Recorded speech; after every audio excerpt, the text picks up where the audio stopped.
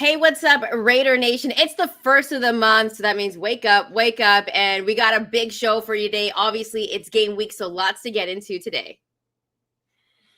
Hello, Raider Nation. This is Lincoln Kennedy, also known as Professor Kennedy. And what I bring is a detailed knowledge of what it's like to be an athlete in the NFL, as well as a union rep. And so I can bring you everything that is all things that could play. I'm tripping over it. All things that are part of Raider football. That's what I know. That's my knowledge. Join us for the Raider podcast today. Wake up, wake up, wake up. It's the first of the month. I think Chantel said it perfectly. The Hood holiday, celebrate that. Raider Nation, it is a game week, and the Raiders have a lot of questions that are still unanswered. Who needs to step up the most throughout the 2025 season? We'll talk about that plus more on the Raider Squad Show. Raider Nation, it's time. This is the Raiders Squad. Everything Las Vegas Raiders every week. Covering all the big hits and game-changing plays from the Death Star in the desert.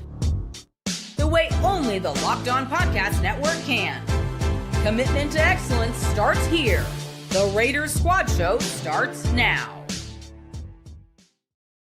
Hey, what's up, Raider Nation? Welcome back to the Squad Show. Happy Labor Day, also the first of the month. And of course, Q and I both giving a shout out to Bone Thugs there because you can't start off the month without first of the month, right? Exactly. Lots to get to on the show today. Just a heads up, in the final segment, Q and Link will be answering some of your questions. So if you got any questions about the Raiders this week, game day, which by the way, on Thursday, we're going to be breaking down and giving you a preview of the Raiders and Pats. But this week, we're going to talk about who needs to step up on defense. We're also going to talk about who has the most pressure. And that's not only the players, it could possibly even be Pete Carroll, Chip Kelly, and Amari Cooper. We talked a little bit about him on our last show, just kind of his expectations for this season. But before we do all of that, guys, we obviously got to pay some bills, right? Today's episode brought to you by Gametime. Download the Gametime app, create an account, and use the code LOCKEDONNFL for $20 off your first purchase. Guys, big week. It's game week. And we're finally here. This is the week that we obviously wait for all season long, all off season long. And we're finally here. Link, how are you feeling about it? I'm excited. I really am, guys. It's one of those things where you look forward to certain things, and the preseason is just a tease. And it's really hard to make an assessment or evaluate from a tease what you're going to get through the regular season. So I'm excited. And I think it's a critical year, as is every year, for the Raiders in order to bounce back and be relevant. And they're going to have their work cut out for them because we'll talk about the schedule, as we've already talked about. We'll talk about the AFC West, how it breaks down in this part of the podcast. But also importantly, I just want to see some of these players go out there and show their real stuff for 4 quarters as opposed to one series, a quarter here, a couple plays there. The beautiful thing about this is, Chantel and Link, is that we know we're going to be doing for at least the next 18 weeks. True story. I mean, seriously, like that's what we know. At least for the next 18 weeks, we know exactly what we've got cooking and what we'll be talking about, and the fact that these games matter, and you're not going to get 3 carries from Ashton Genty and then, okay, well, he's done for the day, or one nice play by Max, put him in bubble wrap and save him. It's the real deal now. Now they're preparing for a team. They'll be out there at practice today, later on this afternoon, preparing for the New England Patriots, and that's something to get excited about in itself. Yeah, and there's lots to get into this week. And like I mentioned on Thursday, that's going to be our preview show. But we got some other things that we got to talk about. And I think one of the biggest questions heading into the season, and what kind of made some of the most noise, obviously, before training camp, was the fact that the Raiders went out and got Geno Smith. And I think the biggest question is, when you get a quarterback, how does he stack up against the other quarterbacks in that same division? So when we talk about the AFC West, let's talk about the quarterback rankings. Because, guys, I actually think you could make an argument for Geno being the second best quarterback in this division. I think that's a real argument that people could have. Remember, in this division, obviously Patrick Mahomes, he's the top guy, and I think we would all agree with that. Then you got Justin Herbert, who, I mean, I'm going to let you guys talk about him. And then also Bo Nix, who's coming into his sophomore season. And we've talked about it. You guys both believe in the sophomore slump. You guys think that's a real thing. So Q, do you think Geno Smith is possibly the second best quarterback in this division? And could you make an argument for that? It's funny that I'm going first on this one because I've caught a lot of flack about this conversation when it comes to Justin Herbert. I think Justin Herbert's the second best quarterback in the division. I just think based off of arm talent alone, just based off what he can do. With that being said, he's part of the $50 million a year club. and he hasn't really come through. Now, that's not all on him. We all know, Lincoln will tell you, football is the ultimate team game, so it's not all on him, but we know how quarterbacks are judged in the National Football League. So many times I always ask, why does Justin Herbert always get a pass when all these other quarterbacks around the league are getting criticized for what they haven't done? Lamar Jackson, Josh Allen, Jalen Hurts, and he's won a Super Bowl. All these different guys get criticized. Jordan Love, everyone is under scrutiny. And it just seems like the conversation's always past Justin Herbert. So a lot of people think because, Q's a Raider guy, he's a Charger, he's hating on him. And that's just the easy, lazy narrative. It's not that. I just want to know, when's he going to take that next step? We've seen him, Link, at Allegiant Stadium have shootouts with the Raiders and look phenomenal. He's got all the talent in the world. I've also seen him on the sideline at Allegiant Stadium say, I'm hoping for a tie right now. I'm praying for a tie, right? And so we haven't seen him take that next step. In the playoffs, I've seen him lose a 27-0 lead. Again, not all on him, but they still lost. Well, you also saw him in the playoffs, though, 4 interceptions. Not all on him, but those are his passes. You know what I mean? Like, there's a lot that goes into it. So I would still say off of talent alone, Justin Herbert's still the second best quarterback. I would slide Geno Smith in there at number 3, but I still look at Justin Herbert and say, it's okay. It's time. Take that next step. What do you have as the golden child that you were, anointed to be when you came out of Oregon? When approached with the subject, I immediately had Geno Smith as number 3. Wasn't even without a doubt. Just fell to number 3. And and to be honest, it's not a big space between 3rd and 4th. Who's going to be Bo Nix? I thought Bo Nix had a tremendous rookie year. Yeah. And when you talk about what's promoted with this Denver defense, as well as what they've added to this offense, I think the Broncos are a legitimate threat. Especially when you look at the overall scheme of things in this division. But as far as quarterback play is concerned, I really think that Geno Smith has the edge over Bo Nix because he just has more experience, more game time experience. And the reason why I think the sophomore slump is going to fit in, because once you give defensive coordinators a chance to study you, especially teams that are in your same division, they know how to take things away. And Bo Nix had a tremendous rookie year, kind of slowed down a little bit, if you will, as far as statistic numbers towards the end of the last year. And that's when defenses started to pay attention to what the Broncos could do. So I expect that going forward. But Justin Herbert, to me, is the second best quarterback in this division.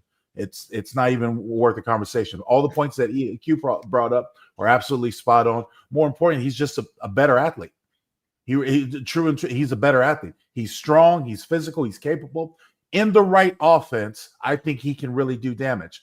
The fact is that over his career, the offenses that have been around him haven't really been conducive to his skill set. And it's one of those things where I always refer back to Lamar Jackson. And when people talk about his rise in Baltimore, the Ravens went back to Louisville and found out what he did during his Heisman year, implemented into their game plan, and all of a sudden Lamar just taken off. He's playing that much better. So I'm not saying that you have to go back to the Oregon days for Herbert, but it might be something that's worth. And that's why I always think that the coaching, the emphasis of coaching on the professional level is to create schemes that best utilize the personnel that you have. Don't try to put a square peg in a round hole. The funny thing is, Lincoln, now he's with the coach, and I have all the respect in the world for Jim Harbaugh. He's already proven, but he's with the coach that wants to be run dominant, right? So yes. He still doesn't really get to put his skill set on the display. Again, I think Justin Herbert has all the talent in the world. I just want to see him take that next step. And until he takes that next step, I'm going to sit there and wait to see it, because that's what we do with every single quarterback, especially guys that are in the 50 million and plus club, and he is. Well, here's the little added caveat before you step in, Chantel. Here's the thing.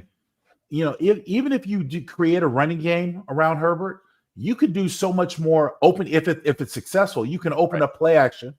You can also open up quarterback-led runs like they're doing with Lamar Jackson. You know what I mean? It's one of those things where you have the world as your oyster if the running game comes off. And there are most offensive coordinators and quarterbacks, the running game is their best friend. Right. Because I can rely on that. If I can set up third and short or third and manageable situations off of 2 running plays, the one that saves my arm, and more importantly, doesn't put us in compromised positions where we have to worry about possibility of an interception, so on and so forth. So a running back is a quarterback's best friend. There are ways that you can, create an offense around a quarterback who's as capable as Justin Herbert and running the football.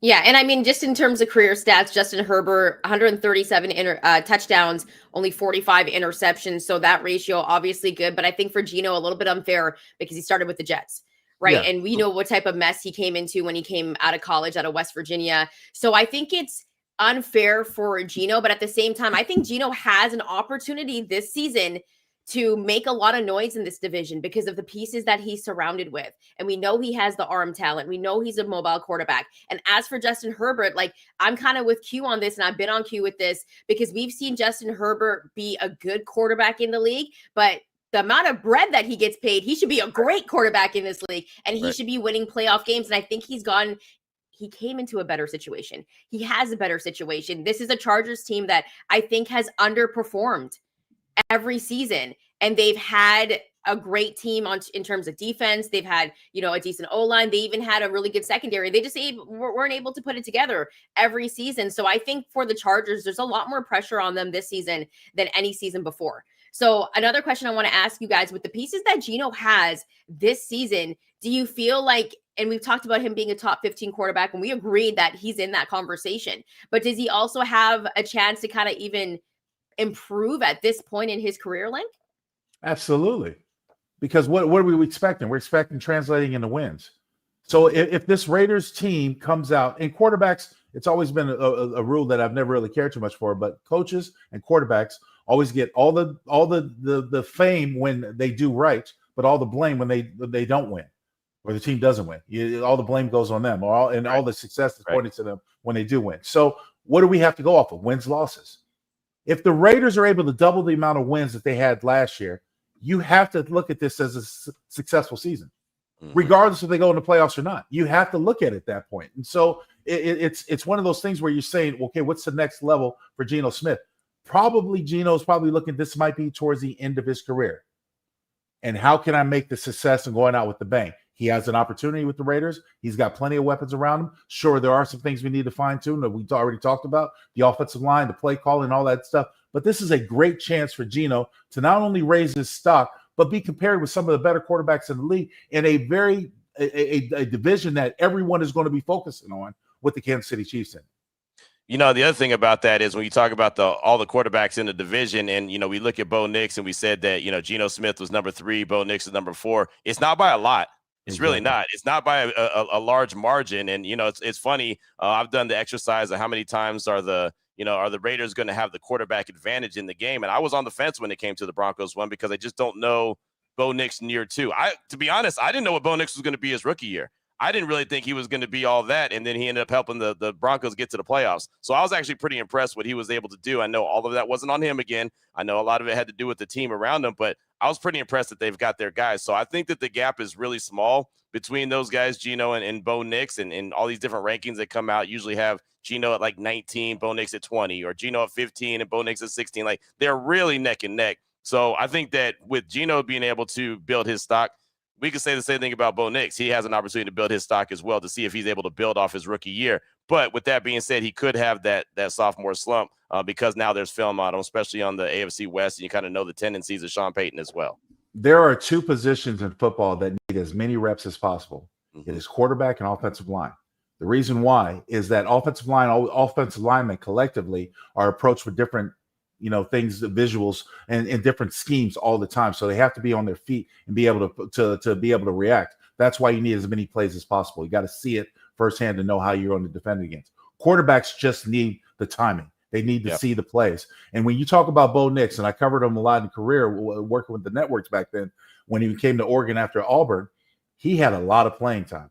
This was a quarterback that saw a lot of games before he left. And that adds is a value that you cannot put a price on because he comes to the league and he's already knowledgeable. So when he gets in Sean Payton's offense and Sean is ironing out what you need to do and how you need to do it, he figured it out. And that's what helped him excel. And this Broncos offense helped him excel. You fast forward that to what they have today. Their defense on paper has gotten better. They've gotten better on paper on offense. They've given them more weapons. I do think there will be a little bit of more of a sophomore slump because defensive coordinators are going to have a chance to key on what Sean Payton, they know what he's done in the past, and what Bo Nix now. It might be a little bit of a slide back, but this is still a very dangerous team. And this is going to be a black and blue division, AFC West. I'm here to tell you. It really will. The big question I have is, has Bo Nix hit his ceiling, right? Or is there still more room to grow? I think that's what we'll learn a lot about this year. True story. Yeah, but you know what? I think his rookie season, I think he exceeded expectations. Because I'm not going to lie to you guys. I think there was still kind of that, I don't want to say there was kind of that aura around him of like what he didn't accomplish at Auburn, right? Because he struggled in the SEC. So when he transferred and he used the transfer portal, then everyone saw how good he was at Oregon and people were really hype on him. But I think the question was, well, he didn't really play well against the SEC defense. And we all know how much people love the SEC, right? So he kind of had that knock on him. Just and it is different. Like, let's be serious here, right? It's different here. Yeah. I mean, it just is what it is. But I think he exceeded expectations. And then the Broncos, the team that they have in terms of defense, like they look really scary this season. I think defense. Yeah, they look really, really good. So in terms of Bo Nix taking that next step, we're going to see that. But I think Geno, he has all of the pieces, but length, you'll like this one. It all matters on the O-line, right? Well, like, it goes without saying. Yeah, we've already established that. But also, Geno's got to stay healthy. He's had his history of injury issues. And look, he's going to take some shots, especially if he's mobile or uses mobile. He's got to learn how to get down, protect himself. He's got to do more things to manage himself. Look, and just step back on Bo Nix. Here's the thing. He goes from the SEC up to the Pac-12, surrounded by playmakers and a fast-paced, high-tempo offense. To me, my standard that I put on him because he was drafted in the first round is right on par. Because if you're the Broncos, you got exactly what you wanted. You didn't have to trade up to get early in the draft. He fell in a position which is manageable for you and your salary situation upon the Russell Wilson debacle that happened a few years ago. So this works out well. You've got your quarterback of the future. You could scratch your head and say, well, it's still not. He took you to the playoffs. Yep. You didn't go to playoffs the year before. You see what I'm saying? You beat teams in the division like the Raiders. Probably ahead of schedule. Wouldn't you say they're ahead of schedule? Absolutely, without a doubt. Very ahead. And that's where that playing in college, the level of the experience comes into view. We said the same thing about Cam Miller and his experience in college. Well, yes, it plays in. There's still some things that Cam needs to develop, and I think he'll be fine in the future. But right now, he's too raw. He's not ready for this. So it is what it is. But Bo Nix, you draft a quarterback in the first round. You expect him to play. He played the entire season, took you to playoffs. It's a pretty damn good year. Yeah. Yeah, I'm with that. And we're going to see how this all pretty much pans out because the season is officially starting this week. And we're really excited. Like I said, we're going to break that down on Thursday, but also I'm going to mention this again because we got some pretty good questions last time, but we weren't able to get to all of it. But Link and Q are going to be answering some of your questions, Raider Nation. If you have any, drop them in the chat. We're going to be getting into that in the final segment. Coming up next, though, we are going to be talking about Amari Cooper and just his expectations, the wide receiver room, all of that. So Raider Nation, keep it locked here on the Locked On Network. You're listening or watching the Raider Squad Show.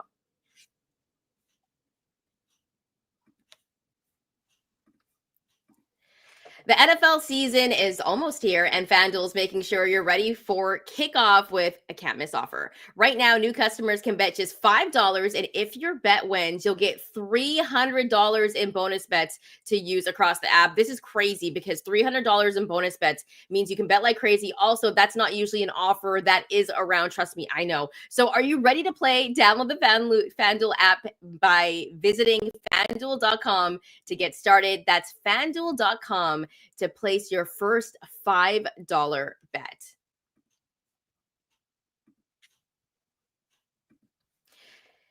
NFL season is back, and honestly, there's nothing better than being in the stadium surrounded by fans cheering on your team. But let's be honest, getting tickets can be a bit of a hassle. Between login screens and prices jumping at checkout, it's really frustrating. That's why I actually use Gametime. The app gives the advantage back to fans. Gametime is fast, easy, and backed by the Gametime guarantee. You'll always get 100% authentic tickets delivered on time and at the best price. Plus, all fees are included. So the price you see is the price you pay. There's other apps that you can go to get last minute tickets, and they add on fees like crazy. And then the ticket that you're looking at doesn't actually look like the price that you initially saw, but not on the Gametime app. So that's what's really great about it. Download the Gametime app, create an account, and use code LOCKEDONNFL for $20 off your first purchase. Terms apply. Again, that's promo code LOCKEDONNFL for $20 off. You can swipe, tap, ticket, go. Download Gametime app today. Welcome back, Raider Nation. Remember, if you like the content, make sure to hit that like and subscribe button. You can also follow us on our social media channels. You'll see in the description below the ways that you can connect with us. Also, keep in mind, guys, you can find us on the audio side. So if you got a couple of minutes, leave a rate and review because Link and Q are on the show. Why wouldn't you, right? Guys, we have to kind of get into the wide receiver room because we talked about Amari Cooper when they signed him to the 1-year deal. We didn't get too much in depth into the conversation because there was so much going on. Jakobi Meyers, all of that. So I kind of want to take a moment to get into it as the season starts because, as you know, for Amari Cooper, at this point in his career, when he first got drafted, I honestly thought they found a wide receiver that was going to be with the Raiders for a long time, like our Tim Brown. Yep. That's what I thought coming out of Bama. And that just wasn't the case. And that's not what happened. So then, he kind of moves around in the NFL, doesn't have a great season with the Bills. He dealt with injuries, but now he's in a position where it's like a 1-year prove it deal. Q, what do you think Coop has to do to have a successful season? And how much does he have to prove this season just in terms of his play? I don't know how much he has to prove. I mean, this guy's a 10-year vet in the league, so you kind of know who he is already. I'll say this about Coop. I wasn't real high on the move when they went and made it, and then I heard his press conference, and I know it's just a press conference, but I have never heard Amari Cooper so vocal. I had never seen Amari Cooper smile so much. Lincoln knows this best. He got to interview him the minute that he got drafted. He just never seems like a guy that was very like into anything. It's just kind of like ho-hum, just kind of chill. And that's just his personality, which is nothing's wrong with that. But, it seems like with this 1-year opportunity that he has with the Raiders, and his words, not mine, he has something to prove. He can finish what he started. To me, that feels like a guy that understands his role. He's probably wide receiver number 3, and he's also going to help a guy like Trey Tucker continue to evolve. He's going to help a guy like Jack Besh continue to evolve, help a guy like Dante Thornton learn how to, run proper routes and get his feet work and everything. Because, look, Coop could run some great routes. There's never been a problem with Coop running routes. 95% of the time he catches the ball. There's some concentration drops that he has, but he's always been a really good wide receiver. Like you mentioned, coming out of Alabama, I was roll tiding it up, right? I thought that he was going to be, I thought he was going to be Tim Brown. Tim Brown said it. He said that the Raiders have their new Tim Brown. Obviously, it didn't work out to be that way, but I don't know as far as numbers. Like I said, I don't think he's going to get a ton of targets. He's never been a guy that's been a volume catcher where he had to have a ton of targets. He's not that guy who's going to throw a fit on the sideline and act like a malcontent because he's not getting fed early and often. So I think, he goes and has a good wide receiver 3 role, also helps mentor the young wide receivers on the roster. I think that'd be good for Coop, especially to close out his career. I remember interviewing, and in reference to that talk Q had mentioned, I interviewed Coop the moment he was drafted shortly thereafter. It was one of the first interviews I had him at the Raider facility. And it was my perception at that time that he was a very laid back, kind of a cool, casual type of cat. Didn't really say much, allowed to use his game, to do the speaking, which I had no problem with. But just over his time in Oakland officially the first time around, he just didn't seem like he wanted to be there. There were drops that Q mentioned, concentration drops. Derek Carr was a quarterback at the time, and there were times he put it right on his hands, and there were balls that were just being blatantly dropped. So I didn't think that he was into it. And I say that when the Raiders traded him to the Cowboys, I'm like, okay, well, good riddance. You got some value out. We'll see what happens. Fast forward, this time around, I'm going to be a little bit nicer. I'm not going to be as critical because I know some of these guys get in their feelings when they hear the way when you critique them. So I'm going to be nice. I will say this. As far as I'm concerned, the contract he got, the prove it contract, is nothing more than a gratifying veteran minimum deal. Yep. Because he has 10 years in the league, and there's a veteran minimum deal where you have to make at least $1 million, whatever it is these days. So that's part of it. 2, he can show this young receiver room how to be a number 1, to maybe groom the future number 1. In my estimation, he's number 1 right now. Okay, the way I look at this wide receiver room, he's your number 1 receiver. That's your guy you want to go to. He has the strength, he has the ability, he has the knowledge. Now you just have to get him on the same chemistry page with Geno Smith that quarterbacks and wide receivers have to have. And this is no slight to Jakobi Meyers. I want to keep Jakobi Meyers. Jacoby's got a little something to say about that. Well, I mean, here's the thing. Jakobi is not as polished a route runner as Amari Cooper is. True. I think you agree with that. That's right? true. Absolutely. Okay. That's what I'm referring to when it comes to a 1. Not your priority, more polished route runner. And where that comes into play is that when it's a critical time situation, as a quarterback, do I want to go to someone? I know both of my receivers have great catch radius. But if Brock Bowers is taken away, Ashton Genty is no longer in the equation, or for some reason it's taken away, who am I more likely to go to in a third down, a critical situation? Is it an experienced receiver in Amari Cooper, who I know runs solid routes? Or is it that Jakobi Meyers, who has limited routes being a Z, and is he open on this next level to where I need to get the first down? This is all part of the information process that you have at quarterback.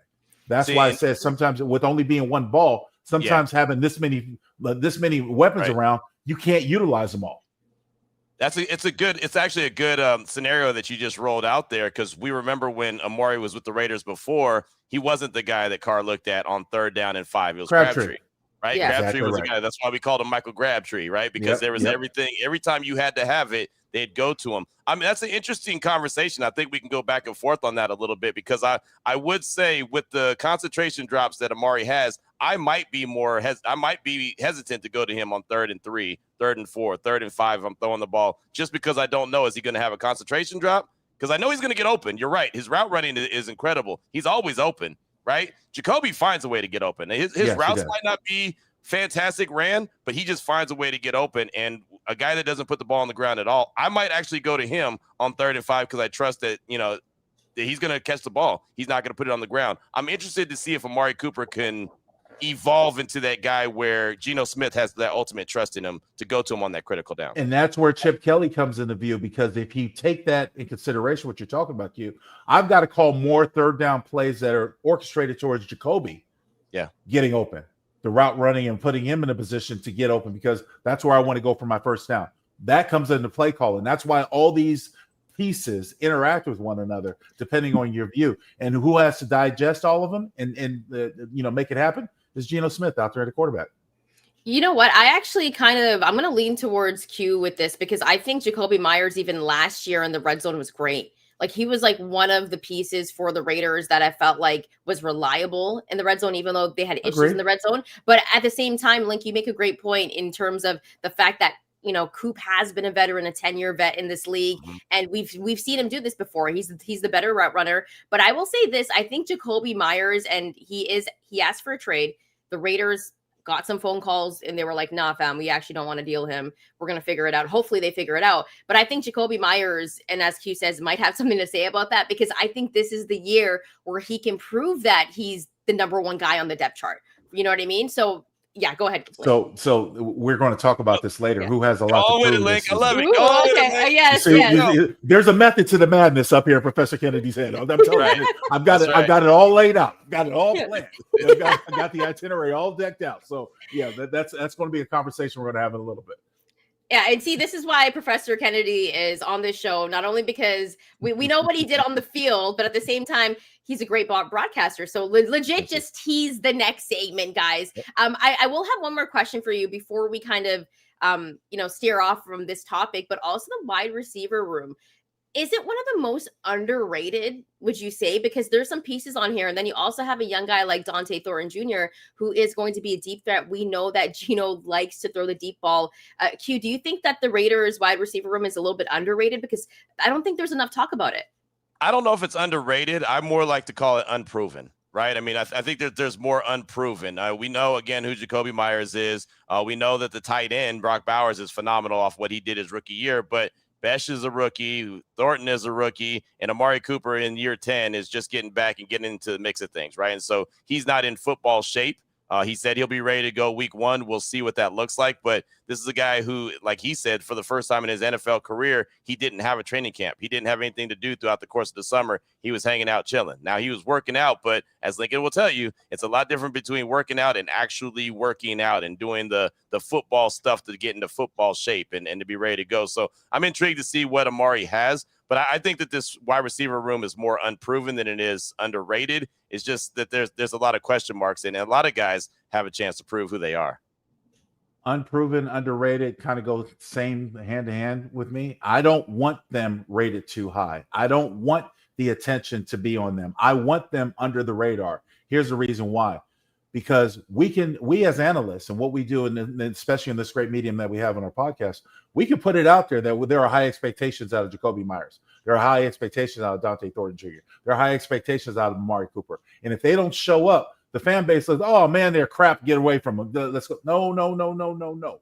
There is only one football, and there's a lot of ways that you could pass it around. There's a lot of ways that you could do this. So I want my receiver room. Hell, I want my entire offense to be under the radar because I don't want anybody talking about till they show they can do it. They've got to prove that they can do it. They got to prove that Geno Smith can do it with one football, manage a game plan, and they've got to find a way to generate more than 60, 65 plays a game out of Chip Kelly's offense because that's not standard. That's not normal for when I used to see it out Chip Kelly. So we're talking about a fast-paced offense that has many phases moving as one, and you need to have those guys willing to go out and be better and find a way to be better. So, yes, travel under radar, nobody's talking about them? Absolutely. I'll take that any day. But between the guys, these divas getting all the attention and wondering why they're not getting the football.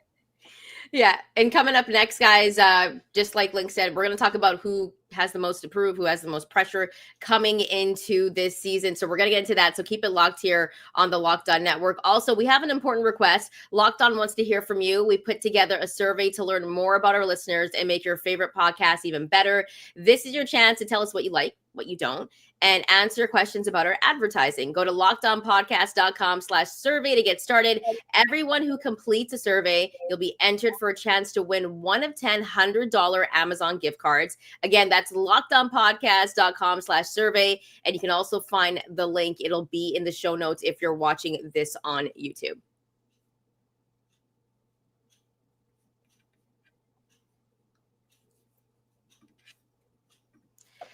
This episode is presented by Yahoo Fantasy. The NFL season right around the corner, and you can feel the buzz. Fantasy football season is here.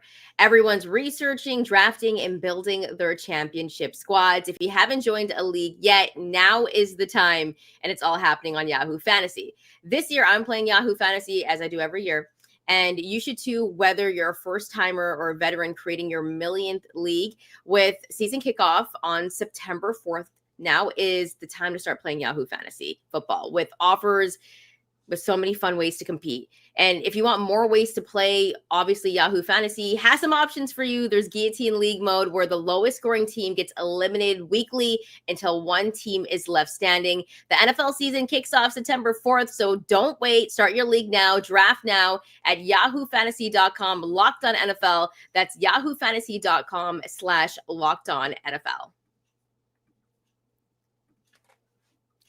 Welcome back, Raider Nation. Remember, if you like the content and you're watching this on YouTube, make sure to hit that like and subscribe button. You can also hear us on the audio side, wherever you get your shows, podcasts. Give us a 5-star, leave a rate and review. That will help the channel grow and also the show grow.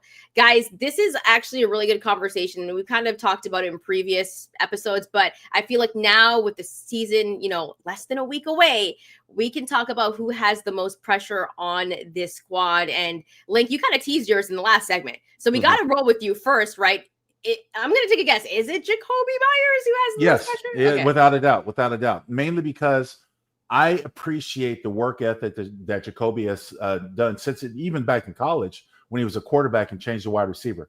And it's not easy to change positions. You can be an athlete, but there's still technicalities that you have to go through or technical stuff that you have to learn. So it's not necessarily easy changing positions. But what I will commend Jakobi for doing is he has a tremendous catch radius.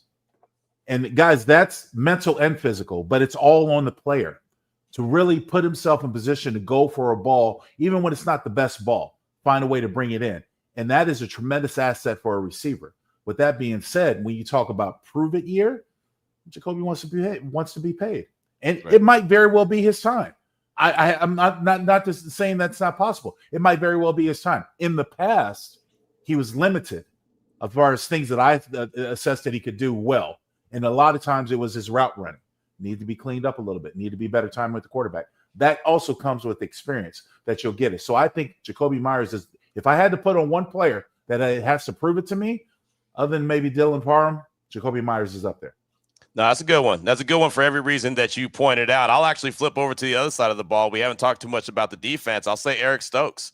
He signed a 1-year deal. He's a former first-round pick at the cornerback position of Green Bay, and he was really good his rookie year. And injuries have plagued him. And so now the Raiders are kind of doing patchwork duty when it comes to putting their secondary together. They've got Stokes there. Obviously, they drafted Darian Porter. A lot of folks are high on him. Caillou Blue Kelly's coming on all of a sudden, right? The nickel corner spot's going to be manned by multiple people, including Jeremy Chin at some point. But I think Eric Stokes, you look at him, he has a chance to prove who he is and who the Packers saw him as when they decided to draft him in the first round. And he's got to show now that he has an opportunity to be that number one defensive back, that guy that could shut down one side of the field and play under that Pete Carroll system that he wants him to play and really thrive and have an opportunity. He's still a young dude, right? He's only been in the league like 4 years. So he has an opportunity to still prove who he can be, whether that's with the Raiders or another team. So I think he's got a lot riding on his shoulders. One, to stay healthy, and two, to be that guy. So I'm going to look at Eric Stokes. I think for me, guys, I think it's actually Chip Kelly. And I know some people are like, what do you mean Chip Kelly? He's going to have the offense. He's going to have the offense rolling. Here's the thing. When he came into the league as an NFL coach, everyone thought in Philly he was going to tear it up. They had a team that could have possibly gone to the Super Bowl. And now we're hearing all these stories. And listen, I always got to rock with the players and how their experience went. And Link, you can get in on this later, but there was a lot of guys, and there was guys like D-Jack and LaShawn McCoy that said that Chip Kelly kind of treated them like they were college players. And they've come out on their podcast and they've said this. And here's the thing that I'll say. He underperformed with the Eagles. He underperformed with the Niners. And we know what he did at OSU, like great things. Like we know he's great in college, but you have to be able to transfer that to the NFL. And I don't think Chip's done that yet. And here's the thing. You got Geno Smith, you got Brock Bowers. Now you have Coop, you have Jakobi Meyers, who Q and I love on this show, but you have the pieces, Ashton Genty, who people are going to be saying that he's offensive rookie of the year. But I think Chip still has to prove it. I think this is the year where he has to prove whether or not he can be reliable in the NFL. Now, he's not the head coach. He's the offensive coordinator. Right. So that's going to take some pressure off of him, right? Because that was the knock. Can he be a head coach? But it's like, can he be a successful offensive coordinator in this league? He has the pieces to do it with the Raiders. Now is his time to prove it, because let's be serious. Everyone's thinking this offense, and you've heard it on the national shows, you've heard it on ESPN, you've heard it everywhere. People are expecting this offense to be one of the bright spots for the Raiders. And if it isn't, and I know it depends on the O-line, like I get it, okay? But if it isn't, that's a letdown. And I think Chip Kelly's going to take a lot of heat if they're not successful. Let me add to what you're saying, Chantel, and I agree with you. I think it's a good point as far as Chip Kelly's concerned. I remember his first time around when he went to Philadelphia and talking with some of the players, as I had just started doing sports talk radio. So I was talking with some of the players on the Eagle squad, and they said, look, he just changed up so much and made it uncomfortable to want to come to work. He started monitoring sleep studies and stuff like that, made it a little more scientific. And so I've had an assessment ever since I started playing this game that there are certain guys who are good head coaches as opposed to there are certain people that are good offensive or defensive coordinators or position coaches. I'm a firm believer in it. I've seen guys get elevated to head coach that did not even know how to manage what they were wearing the next day, let alone know how to manage a team. And that's what I think a head coach needs to be, an ultimate team manager, because you have all these personalities.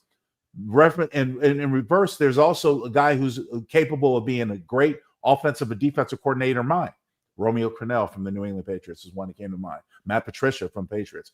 Guys that were good defensive minds, but didn't, do well when they had the head coaching gig.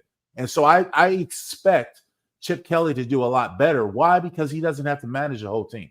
So he doesn't have to see a repeat of what he did in Philadelphia. What worked, what didn't work, doesn't have to see that. That's not his problem. His problem is to control this offense and create an offense utilizing the players that he has available. And I think he is very creative and able to do that.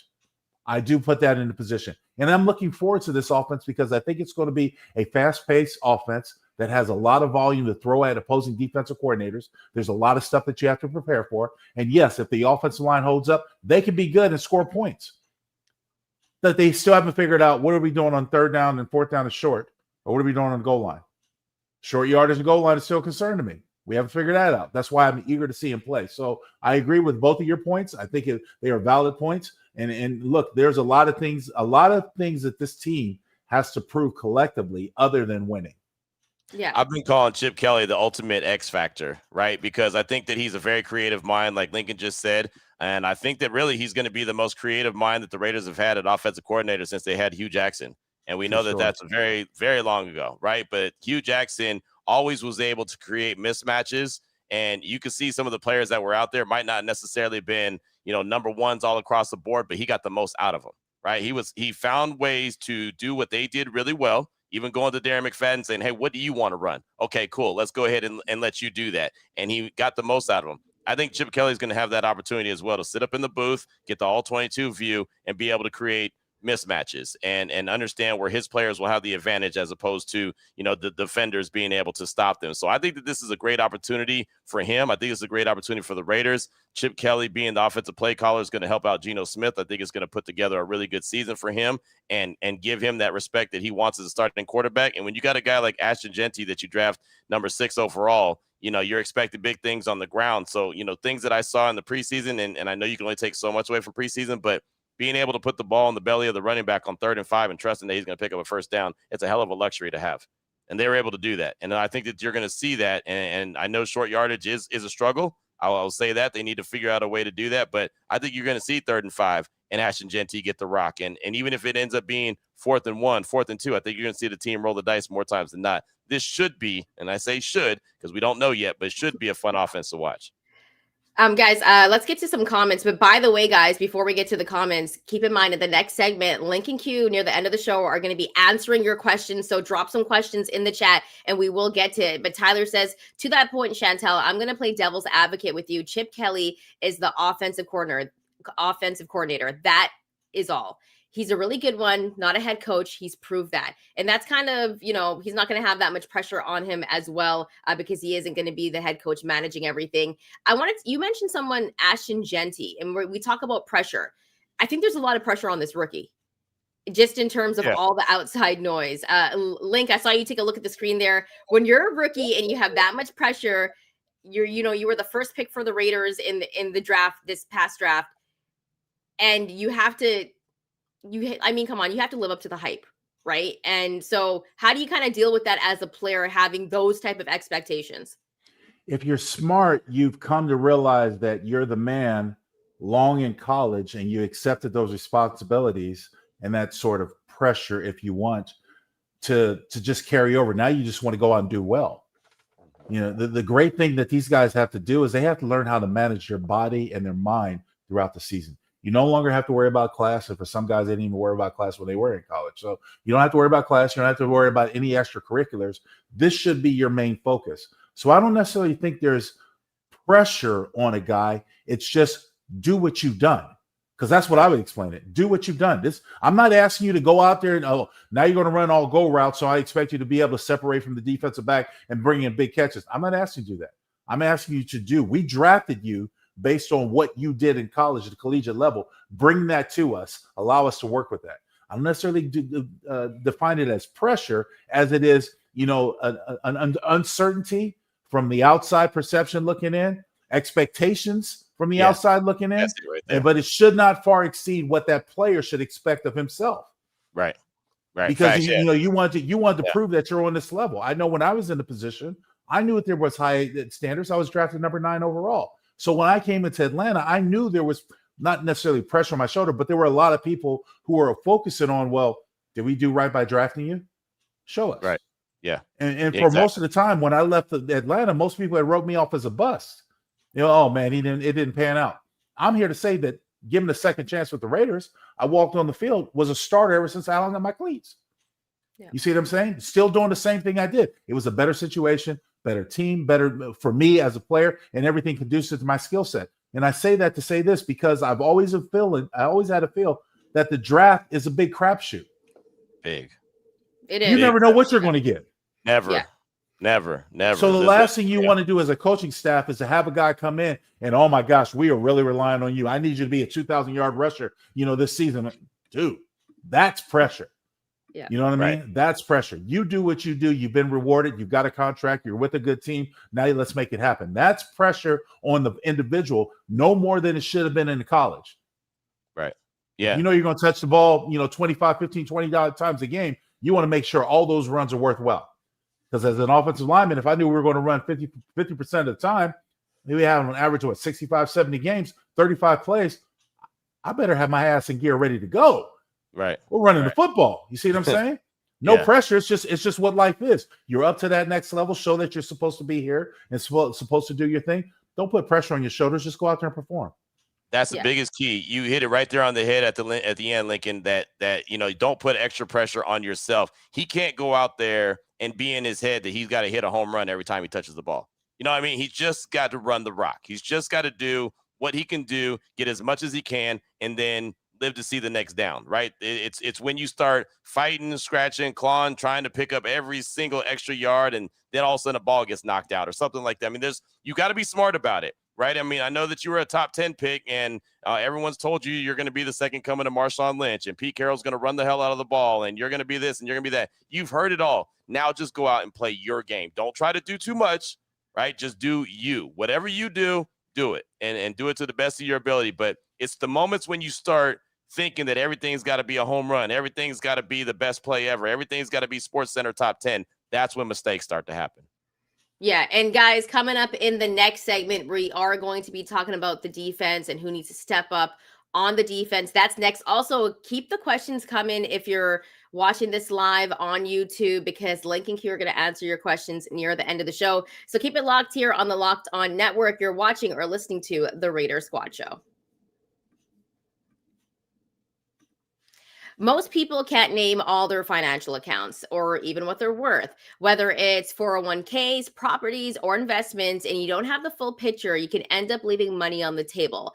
That's why there's Monarch Money. It's an all-in-one personal finance tool that brings your entire financial life together in one clean, easy-to-use interface on your laptop or on your phone. Monarch does the heavy lifting. You can link all your accounts in minutes, see clear data, visuals, and get smarter categorization of your spending, and finally feel in control of your money without ever touching a spreadsheet. So what's really cool about this is everyone has apps, they add up. Sometimes you have apps that cost money, sometimes you don't, but then when you take a look on Monarch Money at how many apps you're paying for, you might want to delete some of them. So that's what this app does. Don't let financial opportunities slip through the cracks. Use code LOCKEDONNFL at monarchmoney.com in your browser for half off your first year. That's 50% off your first year at monarchmoney.com with code LOCKEDONNFL. Welcome back, Raider Nation. Remember, if you like the content, hit that like and subscribe button. Also, near the end of the show, Link and Q are going to answer some of your questions, so drop those in the comments, guys. The defense, obviously, last year, we had a ball with the defense. We loved it, right? It was kind of unexpected. This year, I feel like there are some more questions and some guys that have to prove a few things. We've talked a lot about the secondary, but when you take a look at the defense, guys, we know Max Crosby is going to do his thing. We're hoping a guy like Adam Butler is going to do his thing. But if there was someone else on the defense that you would like to see step up, who would that be? Link, we'll go with you first.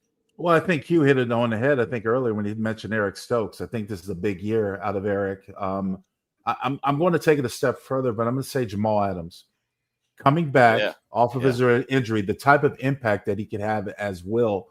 And I've been doing a little bit of studying since he was added to the will and trying to sort of break down how defenses, how Patrick Graham might want to use him going forward. And so I think that's a big question mark, and I need to see it done in game time situation, because I think he could be an asset. But as I've mentioned earlier in other shows, that there are some times where he can be a little bit of a liability. So you have to be very careful with that.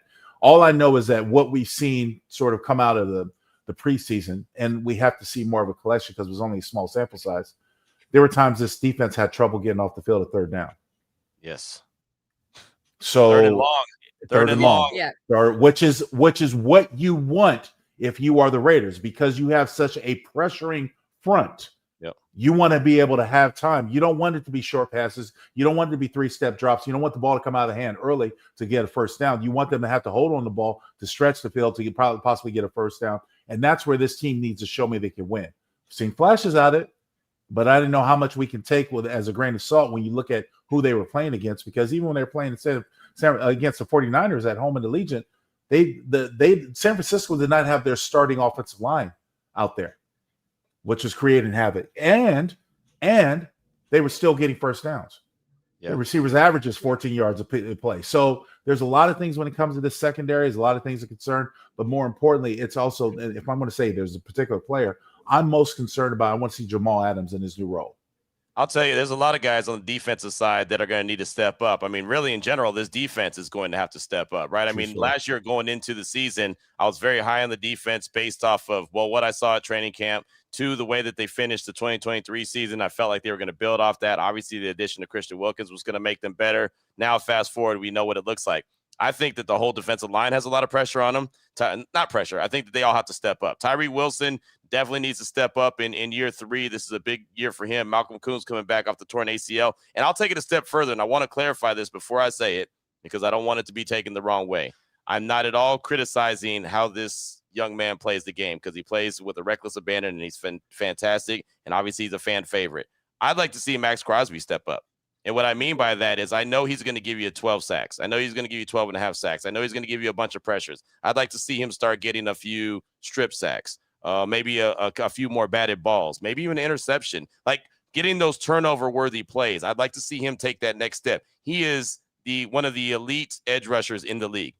And all those elite edge rushers, TJ Watts, Myles Garrett, Micah Parsons, right? Guys like that, they all have that next gear. Khalil Mack had that next gear, right? When you had to close it out, boom, there was 5 deuce in the backfield doing something disruptive, causing a fumble, recovering the fumble, taking it to the house. Whatever it was, he was doing. And that's something I saw from Max during training camp. Now, just training camp, but that's what I saw. I saw an interception. I saw a pick 6. I saw some batted balls. I saw some forced fumbles. I see him making an effort to go get the ball. There's one thing I know about Max for sure. Every year he's working on another level of his game. There's always something. He ain't going to come out and tell you what it is. He's always working on something to kind of make his game even better. And that's what the greats do. That's what the elites do. And I think that could be what he's working on this year, is trying to get ball game-changing worthy plays under his belt as well.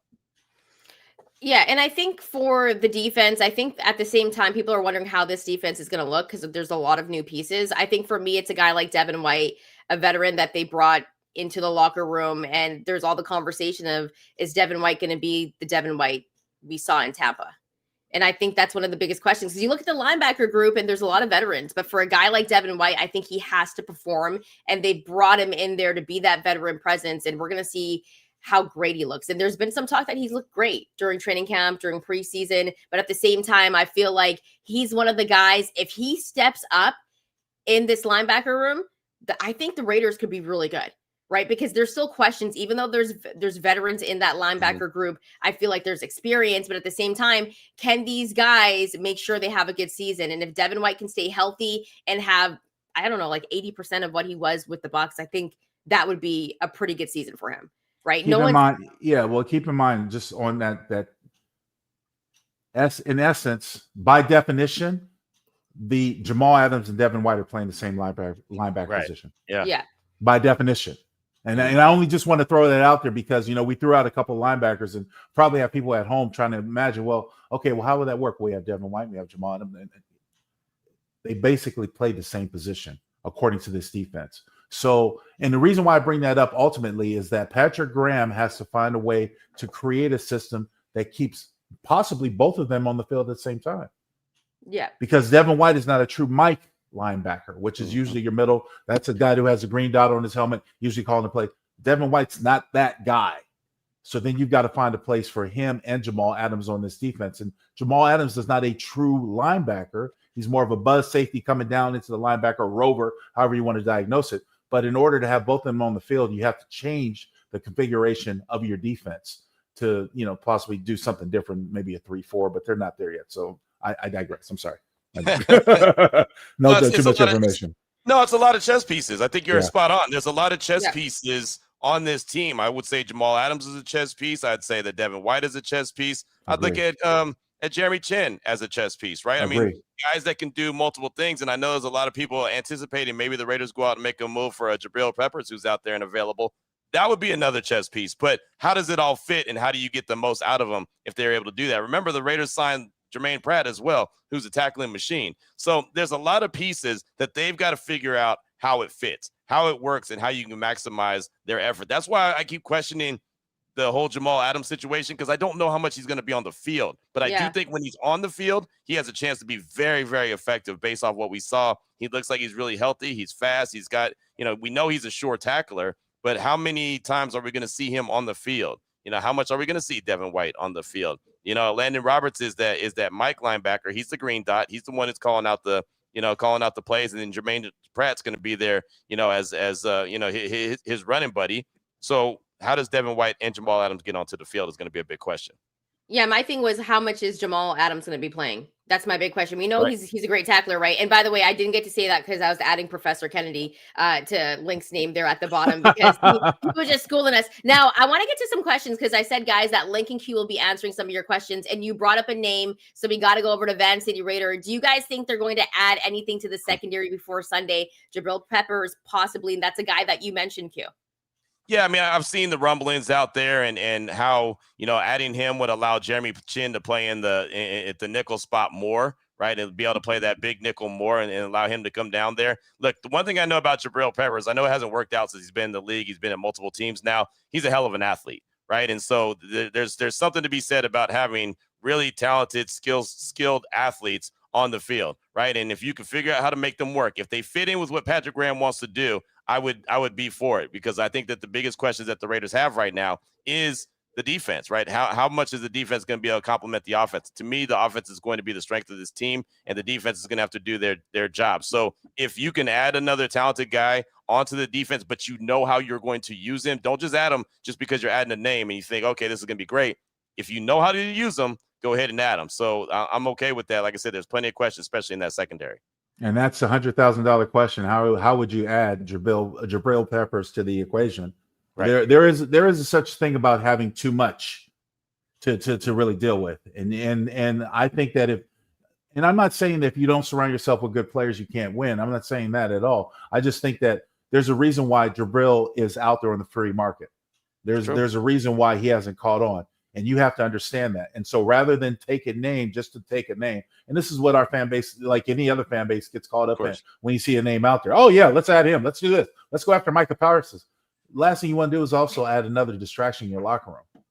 And there have been some things that I've heard about Peppers in the various locker rooms that he's been. He could be somewhat of a distraction, a little bit of a wild side. So do you want to bring that in? Do you have a place for him if you're Patrick Graham? What would you do with him? How would you utilize him? How fast could you get him up to speed? Is he in shape? You see what I'm saying? These are all things that you have to evaluate before you make a play for it. So, and more times than not, because most of these guys know that the Raiders do have money, they're going to probably come in and ask for a king's ransom. Why wouldn't I would do it. If I'm on possibly my last contracts, I'd do the same thing. Ask for a king's ransom. You don't want to give it to me? No, well, I'll sit here. Those types of things. Guys, we have Brian saying, can this year's team dethrone the Chiefs for the division title? Good question. Q, what do you think?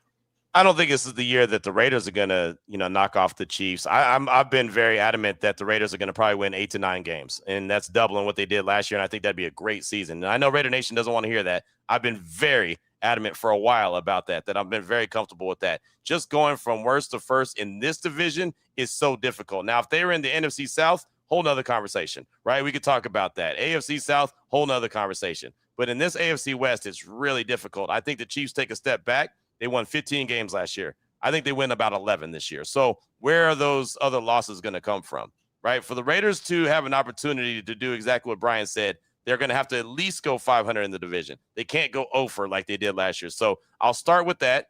Go 500 in the division and let the chips fall where they may. I don't think that the Raiders knock off the Chiefs this year, but we could see the Chiefs drop this year because, well, a lot of folks are looking at Denver in that defense. The AFC is very competitive throughout the AFC, not just our division. I think our division has gotten progressively better, especially when you think about where the Raiders are right now, paper-wise. Right. So the short answer to the question, no, they're not. They're not going to dethrone the Chiefs because they haven't even shown consistently they can beat the Chiefs. You can't put the carriage in front of the horse. Take care of business first. Beat them once, right? Okay, then beat them twice. Okay, now you see the fall of the Chief Empire. But right now, it's not there yet. The AFC is highly competitive, so there are other teams that are going to be in the play. But the way the AFC fixates right now is that the Chiefs, the Bills can't beat the Chiefs, the Steelers can't beat the Bills, and the Ravens can beat the Bills, the Chiefs can beat the Bills, but the Ravens can't beat the Chiefs. However you want to break it down. So, in every scenario that I have in my mind, I still have the Chiefs up top until somebody dethrones it. Now, I don't think they win 15 games. Right, but they're still the king of the AFC. And as much as it pains me to say, I'm going to throw up in my trash can a little bit. As much as it pains me to say it, until somebody convincingly shows me they can beat them, I've got to give credit where credit is due. That was hilarious. By the way, guys, thank you for making Locked On the Raiders Squad show your first listen today, or maybe you even listen to Q show, first. Either way, thank you for rocking with the Raiders Locked On channel. Hardest working man right there. Hardest working man. That man right there. That's him. Q knows ball. Q knows ball. Q knows ball, exactly. Skill. Every division winner, breakout star, or Super Bowl contender, an 8-episode series with everything you need to know. That's going to be Locked On NFL season previews. Find Locked On NFL on YouTube, wherever you listen to your podcast, part of the Locked On Podcast Network. Your team every day. And of course, Q has you covered all of the time. Guys, before we get out of here, remember on Thursday, we'll be back. We're going to be previewing the Raiders and Pats and all that on that show. That's 7:30 a.m. Pacific time, 10:30 a.m. Eastern time. Guys, we'll see you then. Thank you so much. If you like the content, make sure to hit that like and subscribe button. And NFL season almost here. We out of here, though. We'll see you on Thursday. Thanks so much, Raider Nation.